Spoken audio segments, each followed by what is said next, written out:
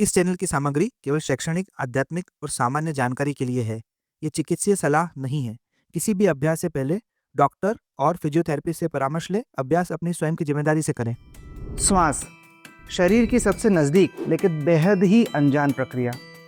कभी आपने सोचा है कि आप पूरे दिन भर में 25,000 बार सांस लेते हैं और कितनी बार आपने इसको सचेत अवस्था में लिया है, मतलब कि कॉन्शियसली लिया है।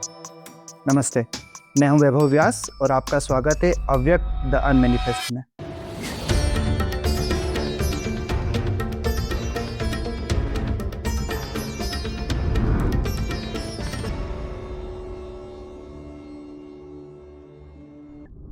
आज हम बात करेंगे योग के चौथे अंग प्राणायाम के बारे में, जो कि एक बहुत महत्वपूर्ण अंग भी है। और प्राणायाम केवल एक टेक्निक नहीं है, ये कोई केवल एक प्रक्रिया नहीं है, ये पूरा एनर्जी रेगुलेशन का साइंस है। तो आइए आज हम बात करेंगे इसकी स्क्रिप्चर ऑथेंटिसिटी, इसकी हिस्ट्री और ये कितने टाइप का होता है और कैसे किया जाता है और इसके प्रोज एंड कॉन्स के बारे में। अब हम बात करते हैं प्राणायाम की स्क्रिप्चरल ऑथेंटिसिटी के बारे में।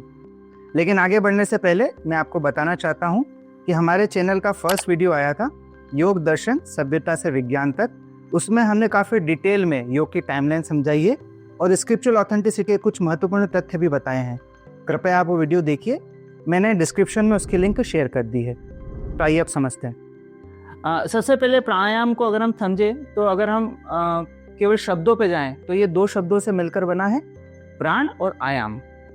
प्राण का अर्थ होता है जीवन ऊर्जा, जो हमारे जीवन की ऊर्जा है, और आयाम का अर्थ होता है कि इसका विस्तार। तो प्राणायाम का अर्थ हुआ जीवन का विस्तार, या कह सकते हैं संतुलन। आइए अब हम समझते हैं कि महर्षि पतंजलि ने अपने योग सूत्र में प्राणायाम के बारे में क्या कहा है।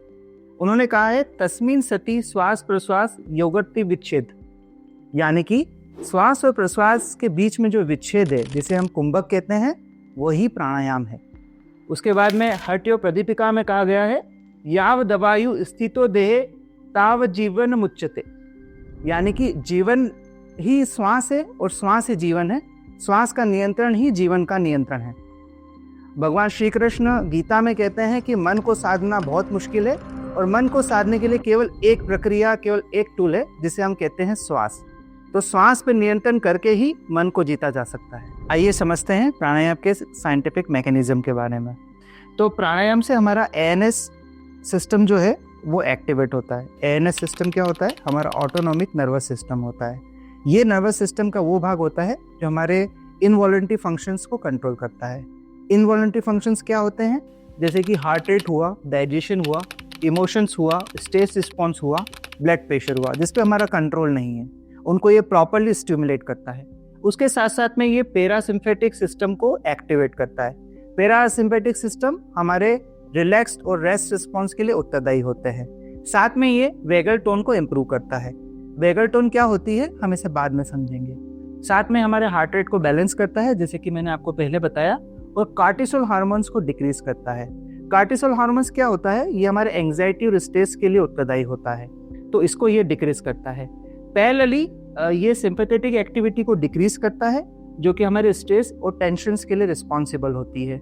प्राणायाम करने से ऑक्सीजन लेवल बढ़ता है बॉडी के अंदर। इसकी वजह से हमारा जो अल्फा वेव्स, जो हमारे ब्रेन की वेव्स होती है, ब्रेन एक इलेक्ट्रिक सिग्नल प्रोड्यूस करता है जिससे कुछ वेव्स बनती है। ये बहुत सारी होती है, alpha, beta, gamma, delta, theta. तो उसमें अल्फा वेव जो होती है वो कूल एंड कामनेस के लिए उत्तरदायी होती है। तो प्राणायाम उसको बढ़ाता है, उसको इंक्रीज करता है, मतलब कि हमारी कामनेस और हमारी जो रेस्ट रिस्पॉन्स है उसको बढ़ाता है। इसलिए योगिक कल्चर में हमेशा कहा जाता है कि ब्रीथ हमेशा नर्व को कंट्रोल करती है और नर्व हमारे माइंड को कंट्रोल करता है। प्राणायाम करने से हमारे फेफड़ों में शुद्ध वायु जाती है, उनका प्रसारण बहुत अच्छे से होता है और उनमें मजबूती आती है। आइए अब समझते हैं प्राणायाम के प्रोज एंड कॉन्स के बारे में। इसे करते वक्त हमें क्या क्या सावधानी रखना चाहिए और इसके मुख्य लाभ कौन कौन से हैं। तो सबसे पहले हमारे माइंड को काम करता है। जब हम डीप ब्रीदिंग करते हैं तो हमारे स्ट्रेस हार्मोन्स को ये कंट्रोल करता है, जो कि कार्टिसोल होता है। उसके बाद में हमारी ये लंग्स कैपेसिटी को इम्प्रूव करता है। जब हम बहुत ज़्यादा डीप प्राणायाम और डीप ब्रीदिंग करते हैं तो हमारा ऑक्सीजन लेवल ब्लड में बढ़ता है, हमारे फेफड़ों में प्रसारण बहुत उच्चतर स्तर पे होता है, जिससे उसकी कैपेसिटी बढ़ती है। तीसरा इसका सबसे महत्वपूर्ण योगदान प्राणायाम का है कि हमारा ऑटोनॉमिक नर्वस सिस्टम को ये इम्प्रूव करता है, एक्टिवेट करता है। हमारा ऑटोनॉमिक नर्वस सिस्टम जो होता है वो हमारे इनवॉलंटरी मूवमेंट या फंक्शन को कंट्रोल करता है, तो वो हमें बैलेंस होता है प्राणायाम करने की वजह से। उसके बाद में हमारे फोकस को बूस्ट करता है और हमारी इमोशनल स्टेबिलिटी को बढ़ाता है और हमारी इम्यूनिटी को बढ़ाता है। बेसिकली मैं आपको बताना चाहूँगा कि हमारी ये वेगस नर्व को एक्टिवेट करता है। वेगस नर्व क्या होती है? वेगस नर्व हमारे दिमाग से शुरुआत होकर हमारे किडनी तक जाती है और वो हमारी सभी जो इनवॉलंटरी मूवमेंट है और वॉलंटरी मूवमेंट भी है उसमें से कुछ उनको कंट्रोल करती है, जैसे हार्ट रेट, बीपी, डाइजेशन और हमारी मूड स्टेबिलिटी, हमारी इम्यूनिटी। और जैसे कि मैंने आपको लास्ट इसके भाग में बताया था कि वेगल टोन को भी इम्प्रूव करता है प्राणायाम। जैसे कि मोबाइल की बैटरी हम उसके हेल्थ के द्वारा देखते हैं, ऐसे वेगस नर्व्स की जो बोलना चाहिए मैट्रिक्स है उसको देखने का वो वेगल टोन है। तो प्राणायाम के द्वारा ये इम्प्रूव होती है। जैसे हमारा डायफ्राम ब्रीदिंग हम करते हैं, जब हमारा डायफ्राम ऊपर नीचे हिलता है तो वेगस नर्व्स स्टिमुलेट होती है और जितनी भी मैंने अभी उसकी एप्लीकेशन बताई है वो बेहतर ढंग से अपना कार्य करती है। अब बात करते हैं इसके कॉन्स के बारे में।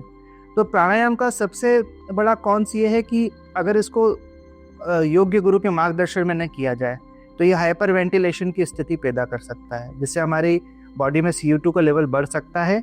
कुंभक का ज़्यादा प्रयास करने से या कुंभक को ज़्यादा देर तक लगाने से हमारे इंटरनल ऑर्गन डैमेज हो सकते हैं। अगर वैसे जैसे मैं बता रहा हूँ आपकी, जैसे कि अगर इसकी टेक्निक रॉन्ग है और तो ये हमको एक एक्यूट डिजीनेस दे सकता है, बिकॉज ये ऑक्सीजन और CO2 के लेवल को बैलेंस करता है। तो कभी हो सकता है अगर हम गलत ढंग से कर रहे हैं तो हमारा CO2 का लेवल इस हद तक बढ़ सकता है कि हमको डिजीनेस और फेंटिंग फीलिंग हो। O2 CO2 लेवल इसका बेसिक बोलना चाहिए कौन से ये डिस्टर्बेंस कर सकता है अगर सही ढंग से नहीं किया जाए। और कुछ प्राणायाम ऐसे हैं जिनको अगर आप किसी के मार्गदर्शन में नहीं करते हैं, योग्य गुरु के मार्गदर्शन में नहीं करते हैं, तो आपका BP बढ़ा सकता है, आपको एंग्जाइटी दे सकता है। तो कृपया मैं आपसे निवेदन करता हूं कि आप प्राणायाम किसी योग्य गुरु के मार्गदर्शन में ही करें। आइए अब हम देखते हैं कि प्राणायाम के क्षेत्र में क्या क्या रिसर्च हुई। तो हम देखते हैं कि एम्स दिल्ली 2022 में उन्होंने कुछ लोगों पर 6 वीक तक अनुलोम विलोम को कराया और उन्होंने पाया कि उनका जो हार्ट रेट वेरिएबिलिटी थी वो इम्प्रूव हुई। हार्ट रेट वेरिएबिलिटी मतलब उनका हार्ट फंक्शन जो भी होता है, उनके बीट्स उनके काफ़ी सुधर गए। उसके बाद उन्होंने देखा कि उनका कार्टिसोल लेवल 20% तक डिक्रीज हो गया। जो कार्टिसोल है वो हमारा स्ट्रेस हार्मोन है, जो हमारे स्ट्रेस हार्मोन के लिए उत्तरदायी है। उसके बाद में हार्वर्ड एंड स्टैनफोर्ड ने 2018 में एक रिसर्च करी, तो उन्होंने पाया कि प्राणायाम करने से वेगल टोन इम्प्रूव हुई। मैंने आपको पहले भी बताया था कि वेगल टोन एक वेगस नर्व का मैट्रिक्स है, तो उसकी हेल्थ कैसे चेक की जाती है, तो उसको वेगल टोन से चेक किया जाता है। तो वेगल टोन का इम्प्रूव होना मतलब इमोशनल स्टेबिलिटी होना, उनका मूड उनका काफ़ी इंक्रीज हुआ अच्छे वे में, उनकी इम्यूनिटी काफ़ी इंक्रीज हुई, उनके हार्ट फंक्शंस और दूसरे फंक्शंस भी काफ़ी इम्प्रूव हुए। केवल्य धाम ने 1928 से अभी तक प्राणायाम पे काफ़ी रिसर्च किया है और उन्होंने पाया कि जब यौगिक ब्रीदिंग को हम एनहांस करते हैं तो हमारी O2 डिफ्यूजन एफिशिएंसी इंक्रीज होती है। O2 डिफ्यूजन एफिशिएंसी ये होती है कि आपका O2 शरीर में कितनी जल्दी घुलता है। तो यौगिक ब्रीथिंग से ये काफ़ी इम्प्रूव हुई। साथ साथ में ब्रेन वेव स्टेबिलिटी हमारी बढ़ी है। जैसे कि मैंने आपको पहले बताया था कि हमारा ब्रेन कुछ इलेक्ट्रिक सिग्नल प्रोड्यूस करता है, उसमें से कुछ वेव्स बनती है जैसे alpha, beta, gamma, delta, theta. तो उसमें जो अल्फ़ा वेव है वो हमारी कामनेस के लिए उत्तरदायी होती है। तो यौगिक ब्रीदिंग टेक्निक से वो काफ़ी इम्प्रूव होती हुई दिखाई दी। उसके साथ में उन्होंने पाया कि गाबा जो हमारा एक न्यूरोट्रांसमीटर है ये इंक्रीज़ हुआ।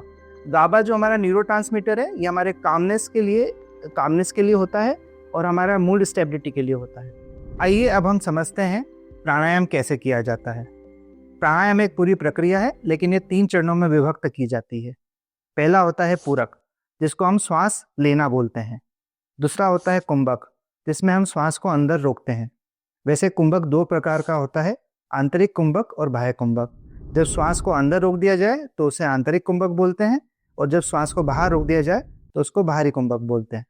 उसके बाद तृतीय चरण की बात आती है जिसको बोलते हैं रेचक, जिसमें हम धीरे धीरे श्वास को बाहर निकालते हैं। प्राणायाम एक पूरा यौगिक साइंस है जैसा कि हमने देखा है कि उसके शरीर और मन पे कैसा प्रभाव पड़ता है। इसीलिए हम कह सकते हैं कि श्वास ही जीवन का सेतु है, जो शरीर मन को आत्मा से जोड़ती है। श्वास को नियंत्रित करना ही जीवन को नियंत्रित करना है। प्राणायाम का उद्देश्य केवल शरीर को गर्म और ठंडा न करना नहीं है। प्राणायाम का उद्देश्य है मन को स्थिर करना और चेतना का विस्तार करना। मैं हूं वैभव व्यास और आप देख रहे थे अव्यक्त द अनमैनिफेस्ट। आज का हमारा टॉपिक था प्राणायाम। अगर आपको ये टॉपिक अच्छा लगा हो तो please like, share and subscribe और बेल आइकन दबा दीजिए। और आप आने वाली हमारी आगे की प्राणायाम सीरीज़ में जुड़ सकते हैं, जहाँ पर हम आपको हर एक स्टेप्स करके भी बताएंगे और डिटेल में समझाएंगे।